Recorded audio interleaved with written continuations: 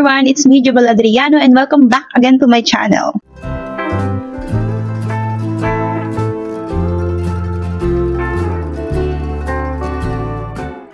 Okay, for today's video, samahan niyo ako mag-bleach ng aking hair. As you can see guys, ayan, mahaba na yung itim ng aking buhok. At ito na lang yung may kulay. Ito yung kulay ko pa nung mga nakaraang buwan pa. So ngayon guys, meron na akong gamit dito. Meron ako ditong lightest Decolor Powder Hair Bleach. Ayan.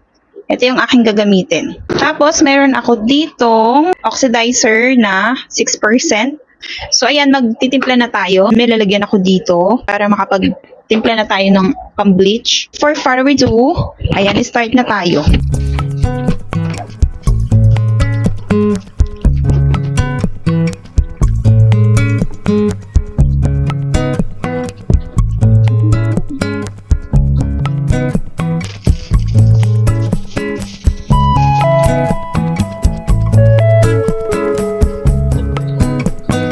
Sabit natin ang aking mahiwagang kapa.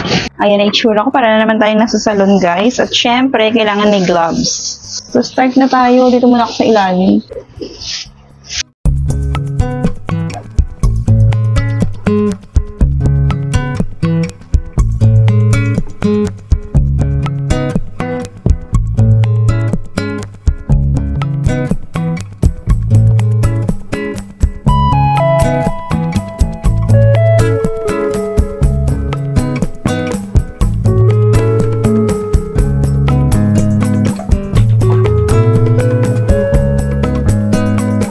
And I'm done guys. So maghihintay lang ako ng 30 minutes to 1 hour and I'll be right back. Hi guys! I'm back. Banlaw na ako ng aking hair. Ito na yung tsura ng buhok ko. Okay naman yung likod. Walang patsi-patsi. Guys, papatuyin ko lang yung hair ko.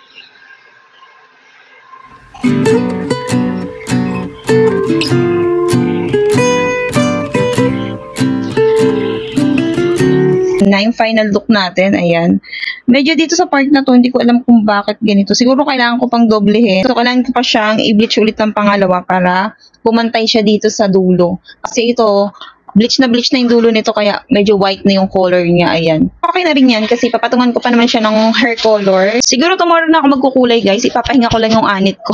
Kasi mamaya mabugbog na naman talaga makalbo ng lola nyo. So yan guys, hanggang dito na lang tong video natin ngayon. So samahan nyo ulit ako sa mga susunod ko pang videos. Thank you for watching guys, and I hope to see you on my next video. Bye!